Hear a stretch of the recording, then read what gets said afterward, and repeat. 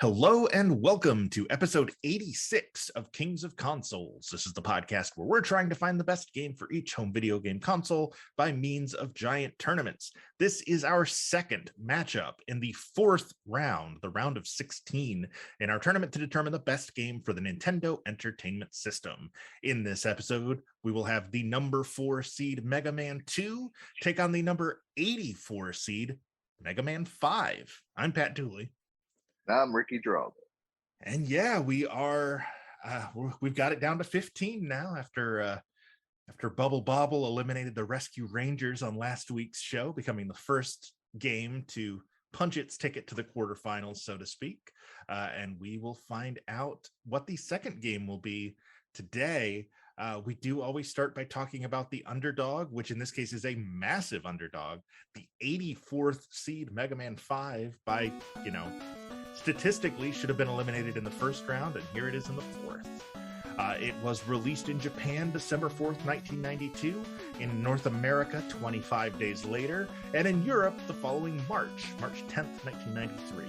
An action platformer developed by Capcom and published by Capcom in both Japan and North America, and Nintendo in Europe, directed and designed by Ichiro Mihara, produced by Tokuro Fujiwara, programmed by Tadashi Kuwana with art by Keiji Inafune, Hayato Kaji, Naoya Tomita, Kazunori Tazaki, and Kazushi Ito, with music composed by Mari Yamaguchi. The plot, according to Wikipedia, Mega Man 5 takes place during the 21st century, about 2 months after the events of Mega Man 4, when the mad scientist Dr. Wily once again attempted to take over the world. Proto Man, secret brother and once allied to the world's greatest hero, Mega Man, leads an army of robots in a series of destructive attacks on the world. To cripple the world's defenders, he kidnaps his own creator, the genius scientist Dr. Light. Mega Man wonders why Proto Man is doing this, but with little choice left, he sets out to stop him. Assisted by Beat, a robot bird gifted to him by Dr. Cossack, Mega Man prevails over a new group of 8 powerful robot masters working under Proto Man. Starman, Gravity Man, Gyro Man, Stone Man, Crystal Man, Charge Man, Napalm Man, and Wave Man. Mega Man then makes his way to Proto Man's fortress and confronts his fellow creation, who nearly destroys the protagonist in the process. However, a second Proto Man arrives just in time, revealing the first as Dark Man, one of Dr. Wily's newest robots. Mega Man vanquishes the imposter, then pursues Wily to his newest hideout, defeats him, and saves Dr. Light. However, the fortress begins collapsing, and while Mega Man is distracted from holding up the ceiling from crushing himself and Dr. Light, Wily manages yet another retreat. Just after Wily escapes, a familiar whistle is heard, and part of the ceiling is blasted away, allowing Mega Man and Dr. Light to also escape. As the two watch the castle collapse from a distance, their mystery savior is revealed to be Proto Man, who quietly slips off unnoticed. It defeated Fester's Quest in episode 10, Kid Icarus in episode 63, and RC Pro-Am in episode 80 to get here, and it is one of 2 Capcom games remaining. Speedrun.com doesn't have official playthroughs for either of today's games on NES, but it does have records for the Mega Man Legacy Collection. The record on that for fastest playthrough is held by a Japanese player named Yaminabe-san, who completed it on PC in 35 minutes, 39 seconds. Spoiler alert for who made it farther, I did not finish this game in 35 minutes and 39 seconds. I did not either.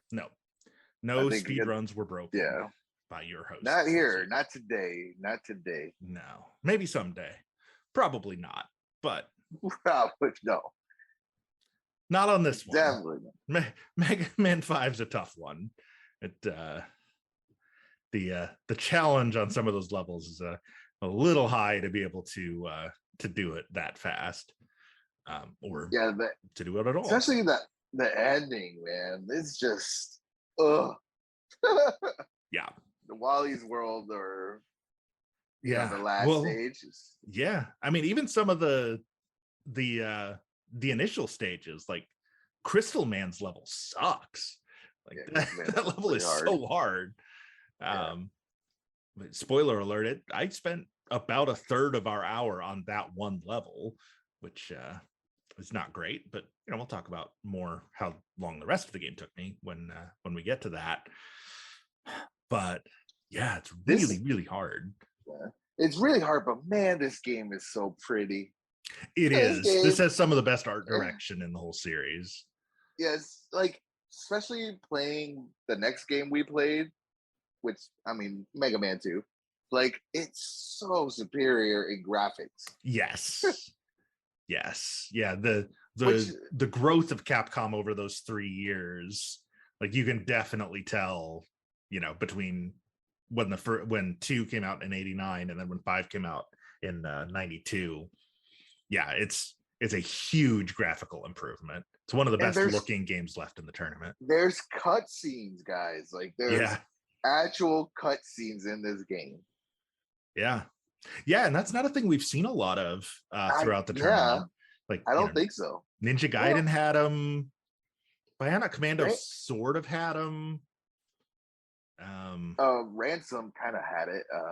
Kinda, yeah. But even that was Kinda. more, it wasn't really a cutscene, it was just like characters having dialogue in game. Yeah. Yeah. I mean, the RPGs sort of in the way RPGs do, but even that was more, in-game dialogue with NPCs. Right. And I think I have like my new favorite boss. Oh yeah? Dude, Wave Man is really cool. Wave Man is pretty great. Yeah. Like I was like looking at him closely. I was like, man, that was a cool fight, and he is a cool design. Yeah. He just looks like a ninja. This is really cool. I liked it, man. This game, I don't know, man. Mega Man 5, to me, I thought it played smooth. Mm-hmm. I kind of like the story that it was giving us. Like you read it earlier with the whole Proto Man coming in and kind of saving us, but yeah, him being that cool character in anime, which is like a Vegeta type, or he's bad, but then he turned good. And I always like characters like that. Yeah, there's like a redemption arc for him. Of course, this one there was also, like an evil version of him that was sort of framing him for everything. But also, Proto Man's never really been a good guy. He's always been kind of the mysterious, like maybe I'm helping, maybe I'm not kind of character. Yeah. But yeah, this is, I mean, it's the 84th seed, but we've talked about in previous weeks about how IGN mostly got the list right of the 100 best NES games in terms of what games are on it, but their seeding choices left some stuff to be desired. And the fact that this was the underdog, I mean, in the first round, it was the underdog against Fester's Quest, which, significant for me personally. I shared that video of me playing it and not blinking it on Christmas morning, whatever, 1989, when I first played it. But this is a better game than Fester's Quest. But Fester's Quest was number 45 on IGN's list, and this was 84. I get that they didn't want to put a whole bunch of Mega Man games, up toward the top of the list, but right. There are definitely not 83 games better than this that we've played throughout this season. I agree. I think it's because the 2 is so iconic. Mm-hmm. And honestly, I think that's what's going to be hard for us to pick when we have to choose, which one's better, is because 2, if 2 wasn't as good as it was, 5 would not be as good as 5 was. Yeah. And they also and that's also part of IGN's thing, because 2 and 3 were both seated really high. I mean, 2, obviously number 4 is the highest in the franchise and higher than all but 3 games. But yeah, Mega Man 5 is in the same franchise as 1, 2, and 3, which were all going to be rated higher just for, significance sake. But yeah, like you said, like without 2 and 3, there's no 5. So that's Yeah. probably why it's rated so low, but And still, remember, 4 was not liked. no. 4, a lot of people didn't like 4, and Nope. I think it wasn't it the first Mega Man eliminated. Oh, Mega Man 6 was the first one out. Oh, right. It lost to Rescue Rangers.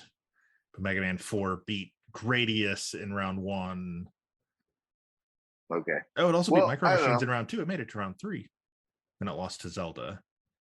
But this was Oh, also that ahead makes of sense. 4, because 4 Yeah. was number 90 something. 95 maybe. 4. This is what happened. 4 tried to do new things that didn't quite work out, and 5 perfected those new things. Yep. I feel like And that's 5, kind of how 2 is compared to 1. Yep. Because 2 was kind of took what worked from 1, what got rid of what didn't work from 1, and built a kind of a new thing out of it. And 5 very much did that based on 4. And you can kind of see that again when the franchise makes the jump to 16-bit in the Mega Man X series. The first one is great, but like each subsequent game in the series, takes what works, discards what doesn't.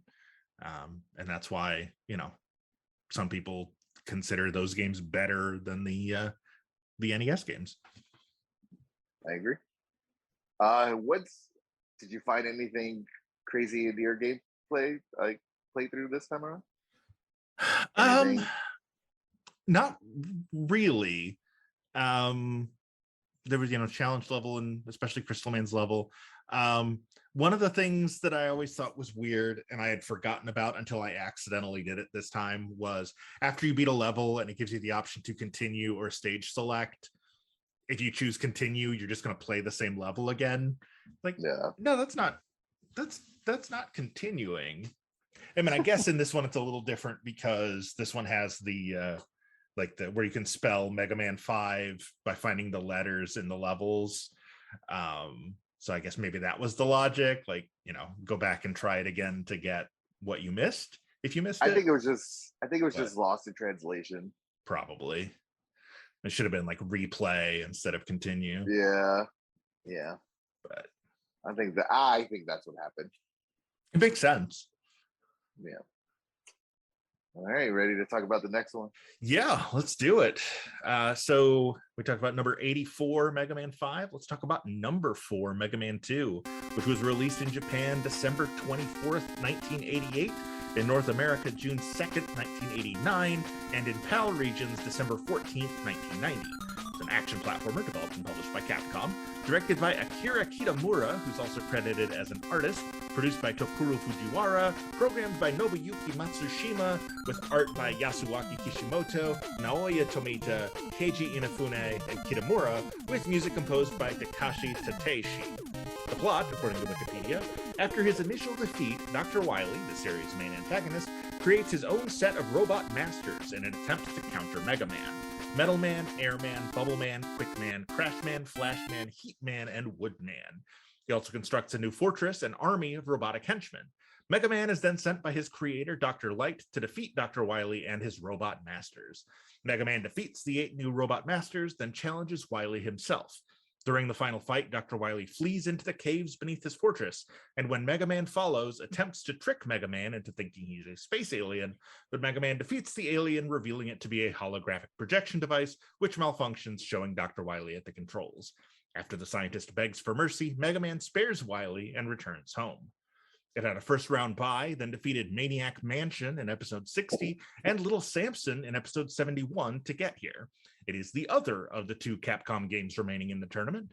With 1.51 million units sold, it is the 42nd highest selling game for the NES, 23rd best of all games in the tournament, and 4th best of the 15 games remaining still. The speedrun record is held by US gamer Llama Pal, who beat it 3 years ago on PC in 28 minutes, 54 seconds. Jeez. Which also did not do. Come close to beating this in 28 minutes and 54 seconds. You got it, speedrunner. That's yours. You take that. Yep. You will get no challenge from us in that regard. Did they I don't know if you know this, but did they speedrun it on the NES, or did they It speedrun it was on on PC? PC. I couldn't find Okay. any speedrun records for the original hardware. This is from the anniversary collection that came out Oh, for okay. PC. Got it. So I didn't see anything about it being machine assisted. So I think it's just a legit straight up, Yeah. which I could see if you spent years, memorizing, every, the timing of every bad guy and every jump. I could see how it's doable. I just will never come close to doing it. Yeah, no. Yeah. But yeah, you're right. It is kind of doable for sure. Yeah. But no, we're good. I enjoy these games on my own pace. Yeah. I do try to speed run it sometimes. Sure. Yeah. I did try, but no, I was not. No. Yeah. It wasn't going to happen. Yeah. Not this time. So Mega Man 2, the GOAT himself. Yeah. Of Mega Man. Yep. This is one of those that, like, when I saw the list and when I put the bracket together and when you and I decided to do this show, I was like, Mega Man 2 is one of just a handful of games that might win the whole thing. Like, just looking at like just the quality of the games for the NES, like, there's Mario 3, there's Mega Man 2, there's Castlevania 3, Contra, River City Ransom. I mean, my own personal bias toward Metal Storm. Yep. But we didn't know Metal Storm at the time. So I only had vague recollections of really liking it as a kid, but it had been 30 years since I'd played it, and turned out to be as good as I remembered and even better than I remembered. And yeah, I mean, I'm really excited. We'll get to that one in 2 weeks. It won't be the next episode, but the one after that, we'll play Metal Storm again against another one that kind of came out of nowhere, Star Tropics. That was a surprise favorite throughout the tournament. But yeah, Mega Man 2 is one of those that, like, any list of like greatest games of all time, regardless of platform, that doesn't include Mega Man 2 is not a list you can take seriously. 100%. This game, I mean, geez, this game is honestly, I think it's the first type of like, I know it sounds, but other than Mario, it's like the second platform game I played ever. Yeah, honestly, that sounds about right for me too. Yeah. So good, guys. Like, if you haven't played Mega Man 2, and also stop what you're doing, go to YouTube, go to Spotify, Yes. not Spotify, go to iTunes, go anywhere and put in the music for Mega Man 2, especially the opening intro. Yes. It is chef kiss of gaming music. It really is. It is just. It'd be like, it would not be out of place on a workout mix. Like, there's just something about that that just like pumps you up. And in the beginning, it's like, yeah, like, the beginning is slow, and but it's like panning across the skyline, and then like goes up to building, and Mega Man standing up on top of it. Yeah, and then the music stops, and then you hear the bum ba bum bum bum. But oh my god, it gets me every time, guys. You watch anime and you hear that intro, like, let's say Bluebird or whatever. This is just as good. It is, man. It gets me every time. Yep. Yeah, Takasha Tateshi was the composer on this one, and he did just spectacular work this time around. I mean, it's probably like this Mario and just the whole Mario series in general really all had great music. Yeah. But like, maybe Castlevania. Yeah, Castlevania. I was gonna say, like, not this tournament has Zelda really opened my eyes on like the game, like the classic gaming music. Yeah. the 8-bit era has some good stuff, man. Yeah. And this is prime. This is probably my favorite theme of our tournament. I would be really hard pressed to argue. Like I'm trying to, like I can think of like more iconic ones, obviously, Zelda and Mario, but yeah, if I was gonna just sit and listen to a soundtrack from a game from this era, I can't think of anything I would pick over Mega Man 2. Just top to bottom bops throughout the whole soundtrack. All and we didn't talk about it on Mega Man 5, but Mega Man 5 is also bangers too. Oh yeah. So the Mega Man franchise in general, Mega Man, and I know Nintendo podcast, or not Nintendo, but Nintendo Tournament, but Sonic. Like I've always seen those as the top. Yeah, absolutely. Yeah, I would put the Green Hills Zone theme up against any video game song ever, like even up to modern times. Just that, and I can't remember what the level's called, but in Sonic 2, the casino level. That was a great one. Chemical Zone is a great one. Yes. Yep. Just Sonic 2. I mean, Sonic 2 in general.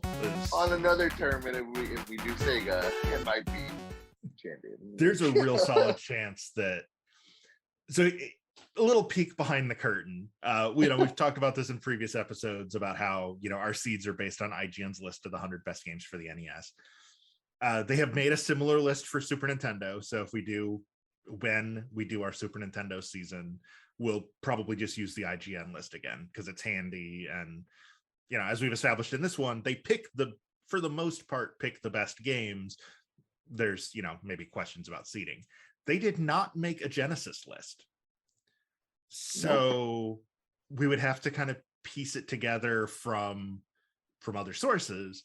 And I have kind of kicked around the idea, and I think I've mentioned it to you off air, but when the time comes to do a Genesis tournament, if IGN still hasn't made a list, is kind of compile a series of lists to kind of come up with like tiers of games, and then doing like a World Cup style draw to decide the seeds, rather than just like, okay, this was number one on the most, but have like, okay, these top 4 are going to be the top 4, but we'll randomly draw which one's 1, 2, 3, and 4. Yep, I just kind of mix things up. But there's no list in the world that I can imagine where one of those top 4 wouldn't be Sonic 2. Yeah, it's just like that. Yeah, exactly. Sonic 2. Gunstar Heroes would be way up there. Well, we can't spoil the list. We can't spoil. I mean, yeah, because we don't know what the list is. We would have to. Exactly. We'd be making it ourselves. But Sonic 2. But again, coming back to like that and Mega Man 2 are very much in kind of the same vein. Like they're both coming off the heels of an iconic platformer, but that took everything that previous game did and did it better, and then became one of the like absolute best games of their generation. Yeah. So that was, if, in case you had trouble tracking the tangent, listener, that's how we got to Sonic 2 was music. The music, but also just the kind of caliber of what that game was in general. Mega Man 2 is probably the closest analog on the NES to what Sonic 2 was for Genesis. Maybe Mario 3 is a closer analog, but yeah, I think so. I think Mario 3 for sure. But controversial opinion, I think the music in Mega Man 2 might be better than the music in Mario 3, as great as the music in Mario 3 is. Ooh, hot takes. Hot takes, but yeah, it's time. I think it probably is. Let's throw it over to the unofficial third co-host of the podcast, Ryan O, and let's find out who made it farther. Who made it farther? Who made it farther? All right, so Mega Man 5, we both established that neither of us beat it in 35 minutes, 39 seconds. I did not beat it at all. I did make it to to what we think is Proto Man, but is actually Dark Man's castle, like his fortress. I made it through the first boss of the fortress, and then I was in the second segment of the fortress. I was at the part where there are like conveyor belts running in opposite directions, and there's spikes above and below, and you have to like time your jump to land on the. I ran out of time doing that part. Okay. I, sir, beat Mega Man.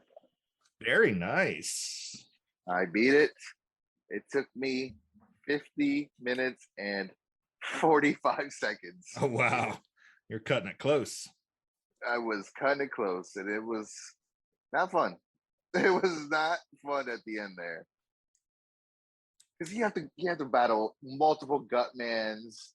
You have to, of course, fight all the bosses again, and it was just, yeah, it was a hassle getting there, man. And I'm surprised I did it, but we got there. Did you start from the beginning, or did you have a password to get you part of the way? I had a password. I did too. Yeah, no shame. No shame. I started having already beaten several of the bosses to get to that point. But like I mentioned, it took me 22 and a half out of the 60 minutes we were allotted just to get through Crystal Man's level, just because that level was so hard. So if I had a password that put me past that, I probably would have made it farther. But Crystal Man was hard, but I was able to pull it through. nice. I forgot what I did, but we got there. Very nice. All right. Well, Mega Man 2, I, for whatever reason, did not have a password from last time we played. So I'm curious to see how far you made it. Did you have a password for this one as well? I did. And I beat this one too. And you beat it. I kind of figured that was coming when you said you had a password. I did have a password. I just remembered. Remember, the first round, or one of the first rounds, I did not. And every Mega Man game, I had to play them all over again. But this time, your boy wised up. Yep. Took a screenshot, and we kept going. Yep. I did this time because I smartened up this time, but it was, it was too late because I started from scratch. I did make it I beat all 8 robot masters, and I made it to Wily's castle, and I made it to that dragon boss at the end of the first Wily stage. And I ran out of time during that boss fight. That's the last boss. Oh no, it's almost the last boss fight. And then you gotta fight. I still have to fight all of the masters again. And then his UFO thing, and then him and his and the yellow devil. Right? Yellow Devil's in this one. No? Well, I don't think so. I don't remember the Yellow Devil. Maybe it wasn't. Maybe it was 3 that it was in. Yeah, because you have to fight like a large dragon. I remember that guy. And then you got to fight the Guts Man on the tank. Yeah. Okay. Yeah, I think that must be what I was thinking of. I'm pretty sure you were almost there, man. Yeah. You fight all the previous robots, and then you fight the alien, and then you fight Wally. Yeah. So yeah, that was close. You were almost there. It was Mega Man 3 that the Yellow Devil is in. I was thinking it was 2, but right. I was thinking I just hadn't made it to him yet, but I didn't because he's not in it. I think he's in 1, and then he makes a return in 3. Yeah, that sounds right. That sounds right. Oh, dude, it's definitely little spoilers, but the ending of Mega Man 2 is so cool. Yeah. It's just him walking in the credits. Yep. And like changing colors. It's like the end of a samurai movie, but he's a robot with a gun hand. And then he takes off his helmet. Come on. Very, very cool. So very good. Cool. So cool. If there's ever a movie of Mega Man, they need to do Mega Man 2's story. Yeah, you can skip right over 1. Maybe have it start with like flashbacks to him. But people people want to see Metal Man and they want to see Airman. Nobody really cares that much about Bomb Man or Elec Man. Yeah, people like Guts Man. So That's true. That's true. He does kind of make Yup. appearances throughout. He always Even- makes a comeback. Always. He's probably the coolest one of the original 6. Yep. But yeah, 2. I feel like way back when we first started doing Mega Man games, I feel like we had a question of the week. I think it was from Ryan about which our favorite Mega Man bosses were. And I feel like we both had Metal Man, if not number 1. He was way up there on both of our. Yeah, he was up there. He was up there. I think I had Skull Man up there from one of the games. Yeah. I think Skull Man is either 3 or 4. I don't remember which one, but yeah, like Gemini Man, I always thought was cool. But I mean, really, all of the bosses in 2. Almost all the bosses in 2 are great. They're almost all iconic. There's really not, I mean, probably the least interesting visually is maybe Woodman. But his level is really cool. I really like the look of Woodman's level, and the enemies in Woodman's level are really interesting. So yeah. Well, I guess we probably need to figure out which one of these 2 games is going to advance to face the winner between another couple of bangers, Castlevania 3 Dracula's Curse and Contra. That's our 5-12 matchup in this tournament. Yeah. So one of those games will be facing one of these games in the quarterfinals. You know, we're down to the final. It's 15 now at this point that are left. They are all, if they're not like top tier, they are near top tier. For me, as great as 5 is, it's not on 2's level. I'm giving this win to 2. I agree. I praise 5. 5 on probably another bracket, another matchup. Yeah, could have moved on because 5 is great. It's really good. Yeah, but 2, man, yeah, 2 just does everything right. Yep. 2 is, like I said when we started, we both knew 2 was still going to be here at this point. Yeah.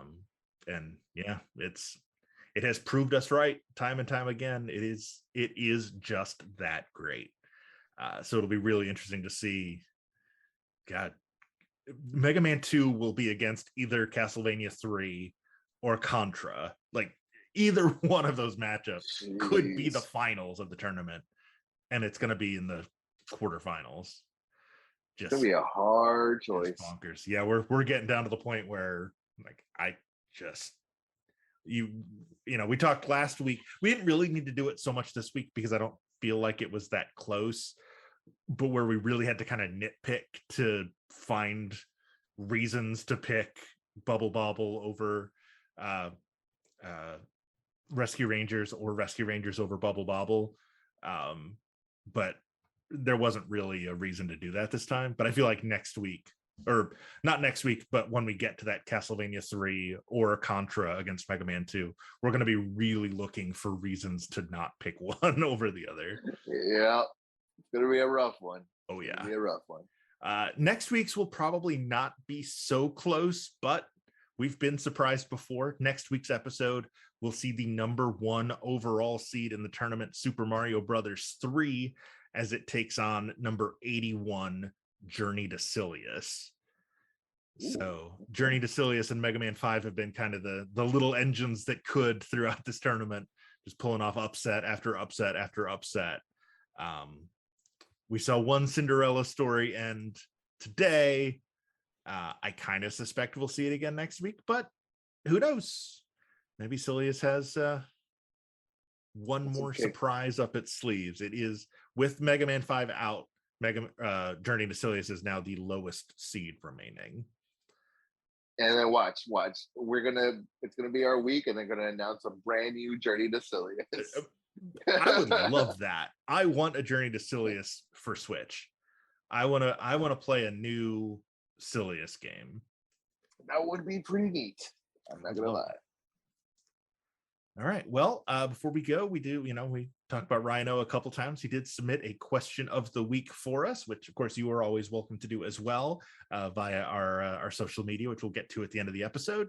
But Rhino asks, which FPS series would make a great NES platformer?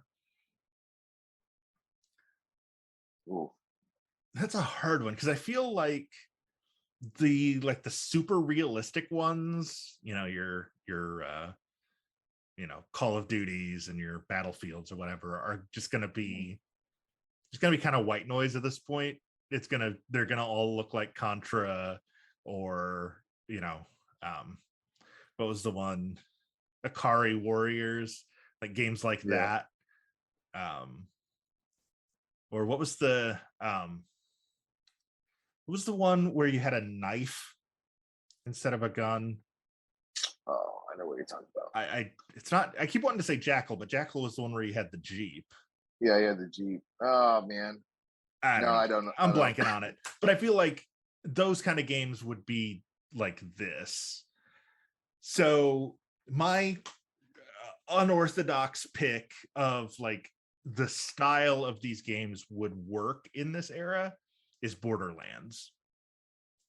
Ooh, okay. I think you could do an 8-bit platforming Borderlands game and keep the same kind of humor and visual style. Obviously, the graphics wouldn't be as good because it's only 8 bits, but you could keep the same kind of vibe in an NES platformer that you can in current gen Borderlands games. I would also love to see a BioShock NES platformer, but I don't know that would work quite as well. I think it could. Let me see. What would I pick? Oof.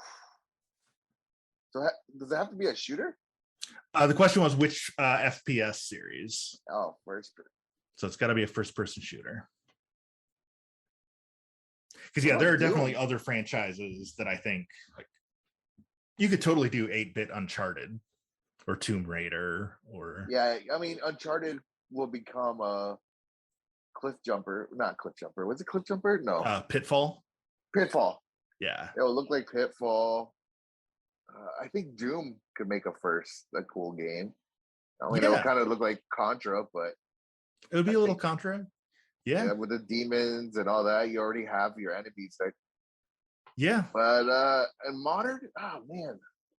And they didn't specify that it has to be modern. So if you wanted to do a Duke Nukem or Wolfenstein or Duke Nukem would be great as actually now that I say, because I think the first Duke Nukem was a platformer, wasn't it? Wasn't there it was always first person, kind of like Doom. I was thinking there was one before Duke Nukem 3D, but maybe I'm wrong. No, it was Duke Nukem Forever that became the platform, but it was so bad. Well, that was the one that came out in 2011. There was one. I thought there was one that was before that. There was Duke Nukem, Duke Nukem 2, Duke Nukem 3D, and Duke Nukem Forever. Yeah, I thought Forever. First one in 91 was a side scroller. Really? Yeah. Wow. Yeah, it was only on DOS and Windows. It was just a home computer game. DOS, Windows, OS, and Linux. Duke Nukem 2. What was the game I'm thinking about? Yeah, I guess it was a 2. spin-off. I can't really find good screenshots for 2. But yeah, 3D was the one that was the first. Like that was the one where it really like became Duke Nukem with the, with the wisecracks and stuff with all of his. That's actually not a terrible Duke Nukem impression. I don't think I've ever tried that before. I don't know. I thought that was pretty good, man. Yeah, but Duke, the game I was thinking about was Duke Nukem Time to Kill. Yeah, the one on PlayStation. Yeah, that's the one I actually owned that. Oh yeah, that one. Yeah, because there was a series of spin-offs for consoles in the late 90s, early 2000s, because there was Time to Kill for PlayStation, 0 Hour for 64, Land of the Babes in 2000 for PlayStation. And then in 2002, there was Duke Nukem Manhattan Project for Windows, Steam, and Live Arcade. Manhattan Project. And then, but yeah, Forever was the next like mainline game that took 15 years to come out. And it bombed.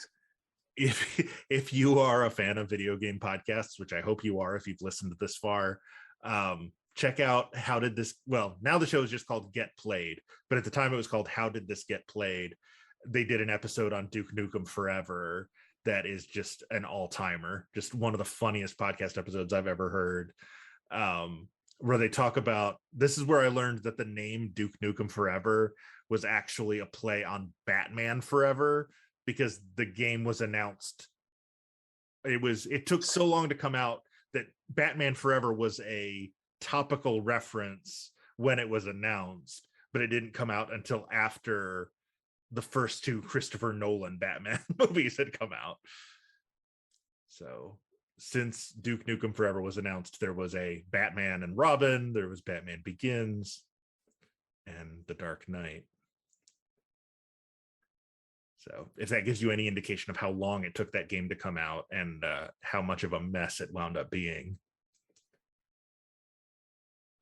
and how I mean, if you could play the game for free, I suggest it, but it's not good. It's not good. Actually, I don't even suggest you playing it for free. To be honest. Just Google it. Just see. I'm sure somebody's got a playthrough on YouTube. Yeah, it is funny. Duke Nukem games are pretty funny. Yeah. So there's that.